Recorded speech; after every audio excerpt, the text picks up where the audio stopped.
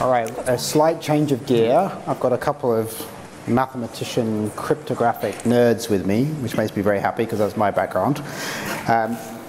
Furthest away from me is Karthik Bhargavan, who is Directeur de Recherche at Inria in Paris, which we'll translate as researcher, shall we, into English. And then we have Tanja Lange, who is Professor of Cryptology at Eindhoven University of Technology. And our topic is how to prove that a computer system is secure. But before we do that, there was a bit of a controversial comment, I think, this morning in the first talk. So Sir David Element, who ran GCHQ, he was wanting crypto backdoors. So I'm guessing you two have some opinions on crypto backdoors. So should we start there? Not a controversial beginning at all. So. Well, maybe I take this one first. So I'm working on like low-level crypto, really designing systems. I work on figuring out how these systems are secure, trying to break them, figuring out how we choose parameters so I can't break them, that the NSA can't break them, that even the hyper NSA can't break them. And that's pretty damn hard. And we barely know how to do those things, and we have no idea, we don't have any great ideas of how to make a backdoor into this. So all the backdoors we know are something which weakens the system. And so this is actually working against what we are paid to do. I mean, we're trying to make the system secure. I'm not saying we always succeed, but at least we're trying to make it work. And so any backdoor that we know of is introducing vulnerability. And from what I got from the details, he was saying, oh yeah, you just give one key to the government and one key you keep yourself, and then it's all going to magically work. This is like you giving another key to your door to somebody else and then trusting that somebody else not to enter unless you're a bad person, or unless the new government thinks you're a bad person, unless what you're doing has been redefined as being bad. And at some point it gets really, really uncomfortable, apart from us not knowing how to do this technology-wise. I mean, of course you could say every good user has to give an extra key to the government, but then you're only getting the good guys. If you're willing to overthrow the government, if you're willing to blow up people, you don't care whether you're violating a law to give your key to somebody. I mean, this is like a minor misdemeanor compared to a gigantic crime you're going to commit. So I don't see this working at all. Plus, I worry that all the solutions we come up with are weakening security. Yes, I mean, I can see that there is, I've spoken to a lot of people who feel that there is a need for some visibility into encrypted devices. This is encryption in general, right? End-to-end encryption, TLS 1.3, all of these things, and they're very worried about it. But indeed, the problem is that it is actually not very easy to even design a system with a backdoor that doesn't hand it over to the bad guys. A classic example in our field is that a couple of years ago, some of you might have heard of this attack, a couple of attacks on TLS, one of this which was called Freak, and another one was called Logjam. And these were things that were exploiting these cipher suits in TLS called export cipher suits that were introduced in the 1990s, which were way obsolete and not supposed to be used anymore, but they were introduced primarily as, let's say, a backdoor into TLS connections from foreign countries into the US. And at that time, this was considered important for security. Later on, it became obsolete. Nobody was supposed to use it, but that code lies around forever, and an attacker could trigger it, open it up, and therefore downgrade the connection down to something that is exploitable with a laptop these days. So that's my worry. It's like maybe you can do it right now, and maybe it'll solve some problem, but most likely it will stick around in unusual places that you'll never expect and break security for everybody. But if I'm a policymaker and I've got in front of you, you know, me, very, very smart people, surely I'm just going to turn to you and say, come on, guys, you're really smart. No, you can figure this out, right? Come on. You figure out all this other smart stuff. Why is this a problem, this concept of a backdoor? Because it goes against what you're asking to have. You're asking for a secure system, which is absolutely secure, well, computationally secure, except for some other people can break it. And we don't have any such systems. I mean, it's either secure or it's insecure. It's not like a little bit pregnant. It's either this or that. Okay. That explanation works for me as the policymaker, the little bit pregnant one. So let's just switch gears. So Tanja, you've got this particular interest in two kind of freaky kinds of cryptography, which some people will know about and some won't. So there's curve-based and post-quantum. Can you just explain what those are? Because I suspect there are a few people here in the audience know what those things are. All right, let me first say where these belong in your security stack. they belong in the part that you hopefully will never see. Because the only reason that you would ever see them is if we did something wrong. Like you'll notice them if they break, if they're on the front page of the New York Times saying, oops, the world is insecure because Tanja did something wrong. Well, okay, you might also see them if you click on the lock icon in your browser and you actually go through all these 2, 3, 4 letter combinations, and if it says somewhere EC, that stands for elliptic curves, and that is one of the areas I've been working on for many years. I'm very happy to see elliptic curves coming into more use these days. It is a very nice system in that it's very efficient, it's very small, it fits basically anywhere, and it means that we can use secure systems in areas where we didn't have it before. So you can now find in like very small sensor nodes and so on, the system is powerful or low demand enough that you can use it there. Now, the other area is a little sad because all this beautiful elliptic curve stuff will break the moment we have a quantum computer. So all the math we're doing there, where we're currently benefiting from having this really nice, efficient, small crypto, will not stand up to a quantum computer. So what can we do instead? So all the places where you're using crypto these days, there is one part which is using a system, either elliptic curves or fine fields or RSA, whatever these are, to do something to start your connection. And all of these things will be broken with a quantum computer. So my other research area is finding alternatives and then making sure that these alternatives are fit for all the applications, that they fit on the internet. I mean, Google has been doing some experiments with some of them, saying, okay, it can work for some. I also have been doing some experiments, including Cloudflare, saying, okay, what happens if I send not one of the cute little elliptic curve keys, but the larger keys that we're unfortunately facing when we have a quantum computer to fight with? Then you're dealing with 1,000 kilobytes, like a megabyte is going across the wire. And then your experiment was doing like, what happens? Will they still answer? And unfortunately for the really big keys at this moment, no. So we're working on making it smaller and figuring out how secure it stays. So despite the fact that we don't have a quantum computer, we are able to anticipate its capabilities, and you can therefore come up with algorithms which will be not breakable on the quantum computer. So we're doing all that work in anticipation of someone having this machine. Yep. So we have a pretty good idea what a quantum computer can do. So we know all the damage it does. And afterwards, it's the same as we have with current crypto. It's only good up to our current knowledge. It might also be that there's some smart person who has another idea that nobody had so far, and suddenly it all breaks down. Right. But we want to get to this level of certainty, of this level of comfort with our newer systems. Now, some of those are not so new. There are some which are like 40 years old, from 1978. But we haven't used them nearly as much, so they're not as proved and as well implemented as the other systems are. And they're also not as nice and speedy and small and fitting everywhere. One thing is a word of worry is it's not just for the one future day when there's a quantum computer. If you're doing anything that you still care about 20, 30 years from now, then you have to be aware that there are some adversaries, like the US is known to record all your data. They tap in the internet cables wherever they can and then put everything in Bluffdale. And over there, they have a lot of stored ciphertexts that they can't break now. But all of those involve some of the crypto which will be broken once a quantum computer exists. So if any of your stuff is still interesting, be it trade secrets that you actually keep for yourself and don't publish, be it other sensitive information like personal data, privacy information that you have an obligation to keep secret, or whether you're in some government which by then or now is evil and might disagree with what you're saying, all of those things, if they're still interested 20, 30 years from now, you have a problem. You basically have a problem now, except for you don't know it yet. Great, so you're working on these kind of algorithms of what we do in the future. Karthik, you're working on something different, which is we've got an algorithm, and then we actually make a computer implementation of it, right, and we mess it up, or it isn't quite as good as we thought it was. So what's the approach? You're trying to prove things are as good as we say they are? Right. So, I mean, when cryptographers like Tanja design these new schemes and new constructions, they usually come with proofs, the mathematical proofs that they're achieving something that they set out to achieve. And then somebody's going to implement them in Google Chrome, right?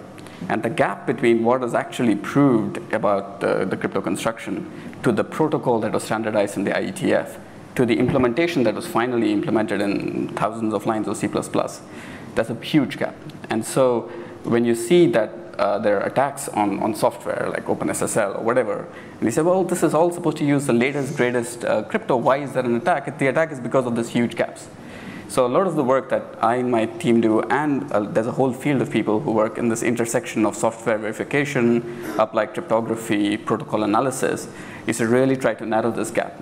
And over the years, there have been many formal models and proof techniques, and even automated tools that have been developed where you can feed it your new cool design for doing, I don't know, key escrow in the cloud or whatever it is that you want to do. You can feed it, and you can actually verify that it does at least what you intended it to do, whether that's good or not. You don't want to do key escrow in the cloud. You don't want to do that, right? But still, whatever your coolest new idea is, you can analyze it. And a lot of these techniques were used by various groups around the world, research groups, to contribute to the design of TLS 1.3, the version of TLS that was just standardized. So I think all of this area, including the tools that we use, have now come of age, and we can actually apply them to real world stuff. So it's kind of an exciting time. Just dig into that, because I think you talked about two different things, one which is software verification, one which is protocol verification, right. And then people might not understand the difference. So tell me about what is a protocol in this sense, and what is this? I mean, software is probably more obvious. Right. So a protocol would be something like TLS, for example, which is the protocol that secures HTTPS connections between clients and servers. There's also a whole bunch of other protocols you're using. If you're using WhatsApp, most likely you're using end-to-end encryption underneath WhatsApp, which uses a protocol called Signal. And if you're using the Wi-Fi, you're using some combination of protocols which have been standardized by the IETF. So protocols are the way you use cryptography to compose it in a way that multiple parties can agree upon certain things, including keys, can secure connections between two or more parties, and so on. So already when you go to the level of a protocol where it starts getting really complicated, there is a gap between what the underlying crypto may have guaranteed you and what the protocol actually wants to achieve, which is something usually higher level. I want end-to-end security of some kind. And to do this, I'm going to use elliptic curves, or I'm going to use post-quantum chem as a construction inside it. But in the end, I want a high-level, user-understandable view that I have a secure connection to my bank, right? So the protocol is basically taking you up to that level where you can give this end-to-end, easy to understand, but often not very easy to understand guarantee. And we've managed to mess this up quite a lot of times, right? We've designed protocols that have had lots of flaws in them. Right. And we have, right? So and we have, yes. Again and again. So, and sometimes even protocols that were designed by expert cryptographers, 20 years later, someone finds a flaw in it. And once you find a flaw in this kind of protocol, you're like, of course, how didn't people see it before? And the answer is, well, this was a 3-line protocol. The flaw was found 17 years later. This is the Needham-Schroeder-Low attack, for example, Lowe's attack on Needham-Schroeder protocol. And that's because there was one particular kind of threat model that was not considered when people analyzed the original protocol. So when you're thinking about whether a protocol achieves its goals, there are at least 3 elements which you have to kind of formalize. The first thing is, well, what is the security goal? And often these things are implicit in the head of the designer, and it's never written down. Then what is the threat model? And this may be written down, but in fact, what you think of as a threat model might evolve. There might be new threats that you didn't anticipate when you designed the protocol. And then you have to do the proof, right? So then you're going to show that your protocol, which is a mechanism, matches the security goals under this threat model, given certain assumptions on the underlying crypto. So that's usually like the structure of how we do these proofs. And most of the time, even when you just write down the assumptions on the threat model, you start finding attacks. You don't even have to do the proof, because just making that explicit, writing it down, is already like going to expose all kinds of funny things that you didn't think about when you first thought about the protocol. And that's at the protocol level. That's before you've written any code. This is how it's meant to work. You're analyzing how it's meant to work, and then you write some code, and there's another level of it all goes wrong. Right. And I would say that's probably where most stuff goes wrong, is in the code, right? Because we all know software bugs occur everywhere. Usually if you have a bug in something that's rendering an emoji, it shows you the wrong thing, who cares, right? Or, okay, if it's something worse, your server crashes, okay, you restart it, or your connection fails, you reload your page, that's kind of okay. But in security applications, if something bad happens, even with seemingly very low probability, 2 to the minus 128 probability, the attacker might be able to drive your system into exactly that case and exploit that to completely break your connection. So small, low probability errors, very hard to test things become attacks. And so that's why sort of the software bug problem for cryptographic software, for protocols, becomes much harder to protect against. Why do, I want to ask you a different question about actual crypto. So why do we need these curve-based things? What's wrong with what came before? So RSA, the thing that I learned at university, seemed pretty good. What's wrong with it now? So nothing is really wrong with RSA. It's just much, much bigger and much, much slower. So elliptic curves are really a nice area. Also, you were mentioning like three-line protocols, you can still find errors in it. Of course, RSA feels simpler, but the attacks on RSA that we know of are much more complicated, so it's really hard to estimate how fast an attacker can do those. And the best attacks we know are much more powerful than anything we know for elliptic curves. So elliptic curves, you need to invest a little bit more time to think about how they work, but then the attacks are super simple, so it's very easy to estimate how long it takes an attacker to break a system that you are executing, assuming the attacker doesn't have a quantum computer. If the attacker has a quantum computer, it's also very easy to estimate. You're just not happy about the result. Right. But so in the end, when we say elliptic curve cryptography now, we have actually developed the implementations together with knowing the attacks. And the attacks are not just like the math attacks. Somebody gives you a stale key and says, oh, well, now go and break it. But we typically assume that our attacker is a little bit more active. They'll be sitting on the computer, like in your browser, you have your normal thing running, and then your web form also has some advertisement. Maybe this is a spy process. So we always generate, assume that there is some attack that is much closer to you that can spy on how long does it take to do the operations. And these things might depend on your secret in there. So these are so-called side channel attacks. And with elliptic curves, they're a bit more recent that they come into the system, so we're much more aware of it, and we have better protections against these side channel attacks. And also, I mean, you've been looking at the verification of them, so we're more advanced in those than we are with RSA. Yeah, this brings up an interesting issue, which is that once you get into the actual implementation, you might be accidentally leaking information because of the temperature of the CPU when you're doing it, or the power line, fluctuating, or something that can be read by a hostile processor. How do you go about doing that sort of verification to prevent that sort of attack? So it's hard, primarily because a lot of the attacks are very low level, and you don't want to do your proofs, or all your proofs at least, at that low level, right? So a lot of the things that you're trying to prove is that your code is memory safe, it doesn't have buffer overflows or underflows. It's that simple. You want to prove that it is functionally correct. It's actually calculating the mathematical function that you wanted to calculate. And then you also want to show that it does not have these kinds of side channel attacks. Now the side channel attacks only start appearing in hardware. You can see some of them at the assembly level, but in fact with the recent Spectre and Meltdown type problems, those are even like lower than the assembly. Even if you write perfectly good assembly, you might still be vulnerable in certain cases. So there, it's kind of an arms race. So you can actually put some protections in your source code, then you can do some analysis in assembly, then you can use some other hardware protections to kind of protect against these kinds of things. And there's entire industries that are building hardware devices that are better shielded against certain kinds of side channels. But in the end, you're always going to have this gap. You're going to have to trust the manufacturers, the compiler writers, and all of these people. And you have to make that decision for yourself, whether I want to verify all the code down to the lowest thing, or do I stop somewhere higher and I trust that GCC, which is the compiler I'm going to use, and Intel, which is the hardware I'm going to use, are not going to mess up my proofs by adding new side channels, which I didn't realize would be there. We just saw yesterday Intel FPU bug that potentially can leak AES keys directly from the processor if you can get it going right. So I mean, you are right. There's a cutoff point where you have to say, well, I trust below this point. Right, because in the end, the hardware has the secrets, right? And it is going to do some calculations based on these secrets. Right. So it is fully capable of leaking those secrets, right? So there is some trust, that you need for that. There's a different sort of trust in the mathematics, right? So when I was learning about RSA, one of the interesting things about RSA is it relies on the belief that a particular mathematical operation is hard to do. The curves have the same thing. There's a belief there as well, right? Well, there's always an assumption, but it's not a belief. It's not like we every day get up and give a donation to the god of factorization and discrete logs. Oh, I do. You don't? I do. Well, you can pay me instead.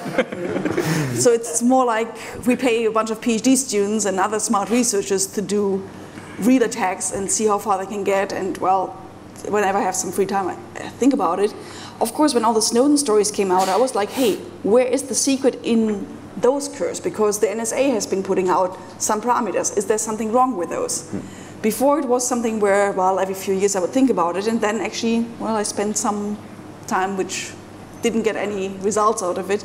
But we do look into all levels of attacks. Is there something wrong with particular choices? Is there something wrong with all choices? Are there some which are particularly hard to implement? And I think that would be my guess for what the NSA curves are doing. These are hard to implement correctly. Those are the ones where, well, it usually goes fine, but with 1 out of 2 to the 256, you get something which you can't handle.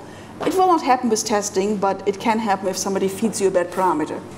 And so when they were proposed in 2005, we didn't see much of formal verification coming around. So there's a lot of progress in getting better implementation and also understanding better parameters.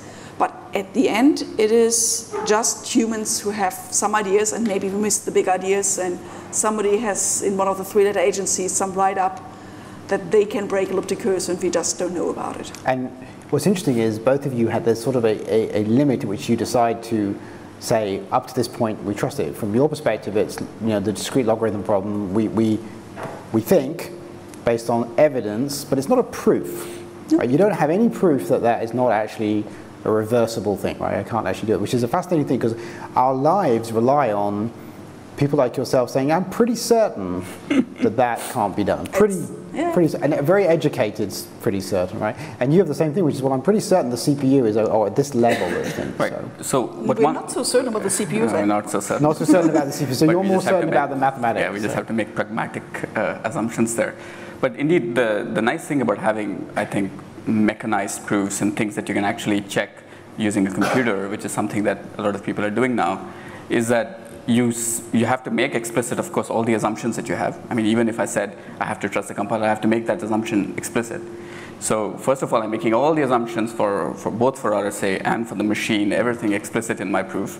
And the second thing is, I can then, once I've done my proof, I can turn some knobs off and see if it still works. I can say, okay, suppose this assumption failed, but I had something else. And that's what a lot of crypto papers do. They're like, okay, can I still prove this protocol if I did not have this Diffie element assumption, but I had that one, and so on. So if you can swap around certain assumptions, does it still work? How do you continue to make it work, and so on?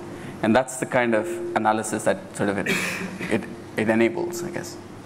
Are there examples of actual, real, proved correct programs out there? So Firefox is running a verified cryptographic library that we built as part of their huge crypto library. There's some small things which are verified. Google Chrome is also running some verified crypto library built by people at MIT. Intel's chips are probably verified, right? I mean, to a large extent, so probably. And so on. So I mean, there's really large projects which have successfully deployed verified code at this point, yes. But a lot still remains to be done. So you're both in this field. What do you worry about personally from a cryptographic perspective? You go home and think, oh, I shouldn't do that because I know that actually there's that dark corner that we don't talk about with cryptography. Or is there something you worry about from your own use of the internet or things like that because of your knowledge? I mean, there's the obvious thing post-quantum crypto, so I worry about quantum computers. I actually care about my privacy, so I would like to use those things, but you can't just deploy a system on your computer. You also need the rest of the world to use the system, else it would be a very boring conversation. And then I couldn't actually keep it secure because... But, so that's the part I keep secure, or that I keep worrying about to keep secure. Yeah, and for me, I think a lot of our focus and a lot of the work I've seen is trying to protect things between endpoints. But once it gets to the endpoint, it's out, right? So in particular, I don't see any good solutions right now for secure erasure of stuff. I mean, I cannot really say that this data should eventually get erased. And at least the mechanisms that we are deploying right now don't do that. So I have very little confidence in where my data is spread across the internet and how long it's going to stay there. It's probably forever. All right, I think we're at the point where we should ask the audience if they want to ask us any questions. Hello. To follow up from John's question, how worried is the panel about random number generators or pseudo random number generators? Well, I was on the team that did some experiments with dual EC and showed that you can actually use the backdoor. So it is something where I'm very worried about, but it's something where I have a better feeling of we can get this under control. It's more a political issue than a science issue. So we are understanding pretty well how stream ciphers work, and you can turn the stream cipher into pseudo-random number generator. Then it's just the political will to rip out the crap we currently have deployed and replace it with something better. A different way to look at it is as well is that we are currently using random numbers in far too many places, even in some places where it may not be needed, but where if the random number generator breaks, things are catastrophic. So there's lots of new designs for symmetric encryption and asymmetric encryption and signatures, which are trying to reduce this dependency on having a secure random number generator, the fragility of the system depending on this kind of thing. Do we have time for another one? Hi, you said that elliptic curve cryptography was more vulnerable to quantum computing. Was that purely down to the key length, or is there something about it that makes it more vulnerable? I didn't say that actually. So it is an often held belief that elliptic curves are more vulnerable than RSA, and it's something which for very large security levels is true, but it is really a question where the crossover point is. And yes, the only reason is the size of the quantum computer you need to build. At this moment, elliptic curves are more secure, so it takes us longer to increase the sizes. On a quantum computer, both RSA and ECC are equally insecure, complexity-wise, but elliptic curves are still getting a factor of 10 extra, whereas RSA only gets a factor of 1 extra. So then get a crossover point, but it's only asymptotics. So we are working on that to figure out exactly where the crossover is. But basically, neither of them is good. I don't understand why the NSA is saying, oh yeah, you can switch to RSA 3072. It's not a good option. I might know the answer to that. I think you just said it. It's not a good option. Is there another question? What sort of mathematical objects do you, in your opinion, hold the most promise for post-quantum encryption? So that's a hard one to answer because most promising could be interpreted as is definitely good, and then my answer is code-based, so something which is using error correcting codes. It's a thing from 40 years ago, and we're very convinced that it's good. So it has lots of eyes on it. More promising would be some of the more recent designs, but that also means you're going into an area where it might totally break. So lattice-based crypto is a lot nicer, it's a lot speedier, it's a lot smaller, will fit in one of your packets, but has had less study. So that's more risky to use. There's an even more recent thing called isogeny-based cryptography, which, well, I just, with some colleagues, posted a paper, which would be like almost the same size as elliptic curve keys, which would be awesome. But hey, this is something we came up in January. Do not use this, yeah? Use it in 5 years if it's still not broken. So very promising, of course, yeah, like mine, but also very dangerous. All right, Tanja, Karthik, thank you so much for sharing your knowledge.